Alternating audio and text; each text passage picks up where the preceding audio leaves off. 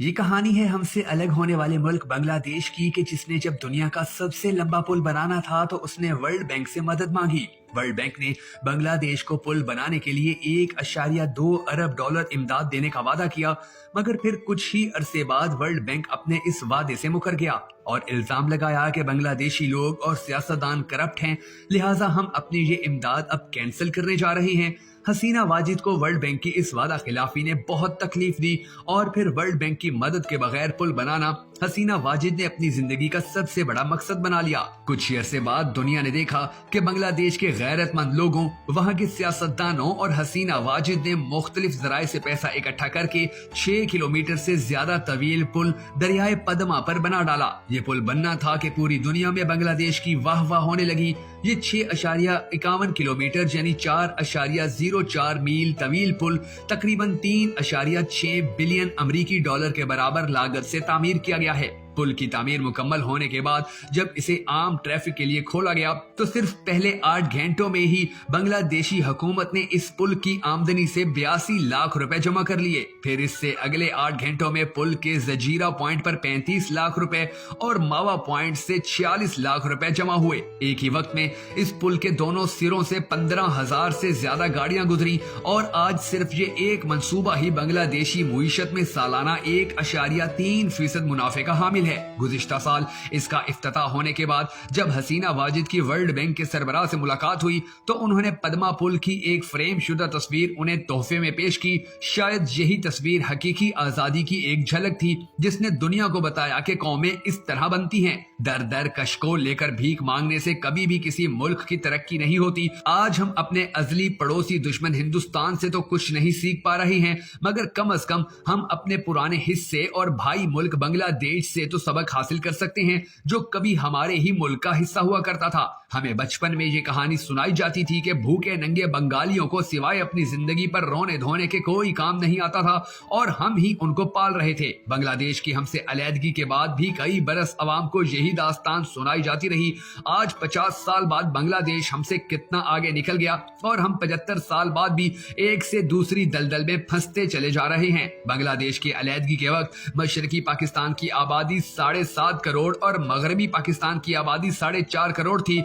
आज बांग्लादेश की आबादी 15.5 करोड़ और हमारी 22 करोड़ है। 20 बरस पहले पाकिस्तानी रुपए के 2.25 मिलते थे, आज पाकिस्तानी रुपया आधे टके से भी कम का है। बांग्लादेश के खजाने में 38 बिलियन डॉलर और हमारे खजाने में 9 बिलियन डॉलर पड़े हैं। बांग्लादेश को जब वर्ल्ड बैंक ने ललकारा तो इसने 4 बिलियन डॉलर लगाकर पुल बनाकर दिखा दिया और हम आज इस बात पर खुशी से फूले नहीं समा रहे कि IMF ने 1 बिलियन डॉलर देने का ऐलान कर दिया है। बांग्लादेश ने जिस तेजी से तरक्की की है तो इस रफ्तार ने सारी दुनिया को हैरत में डाल दिया है। उनके इक्तिसादी तरक्की के अशारिये के मुताबिक बांग्लादेश की GDP 5.47% तक रही है। वहां की अफरात ज़र सिर्फ 8.91% है। उस मुल्क में शरह सूद 5.75% और शरह खवानगी 74.66% है। बांग्लादेश की बरामदाद 41.2 अरब डॉलर और दरामदाद 48.5% है। इस तरह इनका तजारती खसारा सिर्फ 7.3 अरब डॉलर है, जबकि दूसरी जानिब पाकिस्तानी बरामदाद 30 अरब डॉलर और दरामदाद 80 अरब डॉलर से ज्यादा हैं। हमारा 50 अरब डॉलर का तजारती खसारा है, जिसकी वजह से बैरून मुल्क पाकिस्तानियों की तरसीलात जो कि 30 अरब डॉलर के लगभग हैं भी पाकिस्तान का जारी खसारा पूरा नहीं कर पाती। आखिर क्या वजूहात हैं कि बांग्लादेश भी हमसे आगे निकल गया? नाज़रीन ग्रामी, बांग्लादेश के लोग बहुत मेहनती और जफाकश हैं। मुसलसल सैलाब की तबाहकारियों और गुर्बत का मुकाबला करके उनमें सहल पसंदी और ऐशो इशरत की जिंदगी गुजारने की आदत खत्म हो चुकी है। सियासी इस्तेहकाम की वजह से जलसे, जलूसों और धरनों का कल्चर वहां अब बिल्कुल खत्म हो गया है। सबसे बड़ी वजह यह है कि उनकी सिविल सर्विस की कारकर्दगी काबिल रश्क है, लेकिन सवाल यह है कि हमारी सिविल सर्विस उनकी सिविल सर्विस की तरह बेहतर कारकर्दगी क्यों नहीं दिखा सकी। इसकी اصل وجہ یہ ہے کہ ان کی سول سروس بہت منظم ہے اور وہ مختلف سیاسی جماعتوں کے دور اقتدار میں اپنا کام خاموشی اور اپنی بہترین صلاحیتوں کے مطابق انجام دیتی ہے۔ ان کی سول سروس کسی بھی قسم کا سیاسی دباؤ ماننے سے انکار کر دیتی ہے اور سیاسی جماعتیں اپنی مرضی کے مطابق انہیں استعمال نہیں کر پاتی۔ مشرقی پاکستان کے بنگلہ دیش بننے کے بعد ان کے سول سرونٹس نے ایک تنظیم بنائی جس کے پہلے اجلاس میں انہوں نے حلف اٹھایا کہ وہ اپنی ملازمت کے دوران ملک کے بہترین مفاد میں اپنی خدمات انجام دیں گے اور کسی بھی قسم کے سیاسی دباؤ میں نہیں آئیں گے۔ وہ ایسی کسی بات پر عمل درآمد نہیں کریں گے جو ملک کے قانون اور مفاد عامہ کے خلاف ہو۔ سویڈن میں ایک سیمینار میں شریک بنگلہ دیش کے سول سرونٹ نے، جو اس وقت ضلع میمن سنگھ میں ڈپٹی کمشنر تھے، نے بتایا کہ شروع میں انہیں سیاستدانوں کی طرف سے بہت دباؤ کا سامنا رہا اور ان کی بات نہ ماننے پر تبادلے ہوتے رہے، لیکن جب ان کی جگہ تعینات ہونے والے سول سرونٹ نے بھی غیر قانونی کام کرنے سے انکار کر دیا اور سیاسی دباؤ میں نہیں آئے تو سیاستدان سمجھ گئے کہ وہ سول سرونٹ سے اپنی مرضی کے احکامات پر عمل نہیں کرا سکتے، تو انہوں نے دباؤ ڈالنا ختم کر دیا۔ لیکن یہ اس بنا پر ہوا کہ سول سرونٹس کی تنظیم بہت مضبوط تھی اور وہ ہر مشکل وقت میں اپنے ممبران کے حقوق کے لیے لڑ سکتے تھے۔ آج جب ہم بنگلہ دیش کی سول سروس کا پاکستان کی سول سروس سے موازنہ کرتے ہیں تو بہت مایوسی ہوتی ہے کہ ہماری سول سروس کی کوئی مرکزی تنظیم نہیں ہے۔ یہ دھڑے بندیوں کا شکار ہے۔ D M G, police, secretariat, customs, railway, postal service اور دیگر سروس گروپ سے تعلق رکھنے والے سول سرونٹس نے علیحدہ تنظیمیں بنائی ہوئی ہیں۔ اس وجہ سے حکمران سیاسی جماعت اپنی پسند کے سول سرونٹ کو اہم پوسٹوں پر تعینات کر دیتی ہیں اور امید رکھتی ہیں کہ یہ ان کی مرضی پر چلیں گے۔ اکثر سول سرونٹس سیاسی دباؤ میں آ جاتے ہیں اور جو یہ دباؤ قبول نہیں کرتے ان کا تبادلہ غیر اہم آسامیوں پر کر دیا جاتا ہے یا دور دراز علاقوں میں بھیج دیا جاتا ہے۔ یہی وجہ ہے کہ اب ایسے افسران کی تعداد کم سے کم ہوتی جا رہی ہے جو سیاسی دباؤ قبول کرنے سے انکار کر دیتے ہیں۔ پاکستان کی سول سروس کو ناقابل تلافی نقصان 1973 کی انتظامی اصطلاحات نے پہنچایا، جب اس وقت کے وزیر اعظم نے سرکاری ملازمین کو ان کے دوران ملازمت برطرف کرنے کا اختیار حکومت وقت کو دے دیا اور ساتھ ہی ان کی ملازمت کا آئینی تحفظ ختم کرنے سمیت فیڈرل سروس ٹریبیونل بنا دیا، جہاں وہ حکومت کے احکامات کے خلاف اپیل کر سکتے ہیں۔ فیڈرل سروس ٹریبیونل کا فیصلہ بھی سپریم کورٹ میں چیلنج کیا جا سکتا ہے۔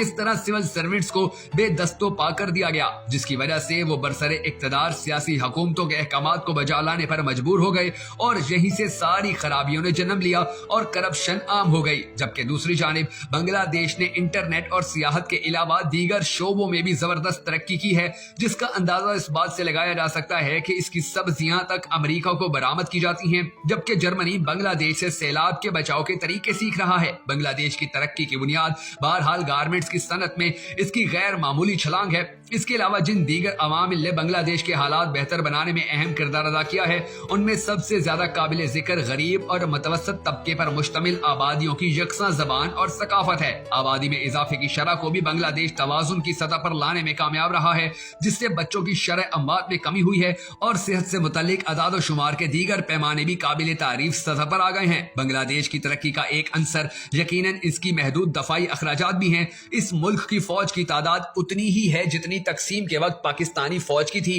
یعنی صرف 50,000۔ شروع میں بنگلہ دیش میں بھی فوج کا سیاست میں عمل دخل رہا، لیکن اب فوج کا بڑا حصہ زیادہ تر اقوام متحدہ کی ڈیوٹی پر رہتا ہے، جس سے فوجی بھی خوشحال رہتے ہیں اور ملک کو بھی زر مبادلہ کی آمدنی ہوتی رہتی ہے۔ محدود دفاعی اخراجات کا ایک منفی پہلو یہ بھی ہے کہ بنگلہ دیش کو ہندوستان کے انگوٹھے تلے دب کر رہنا پڑتا ہے، اور اگرچہ ہندوستان اس کے حصے کے دریا کا پانی ناجائز طور پر استعمال کرتا چلا آ رہا ہے، لیکن بنگلہ دیش چو چراں سے زیادہ کچھ نہیں کر سکتا، جس کے جواب میں میٹھے وعدے کیے جاتے ہیں جن پر کبھی عمل درآمد نہیں ہوتا۔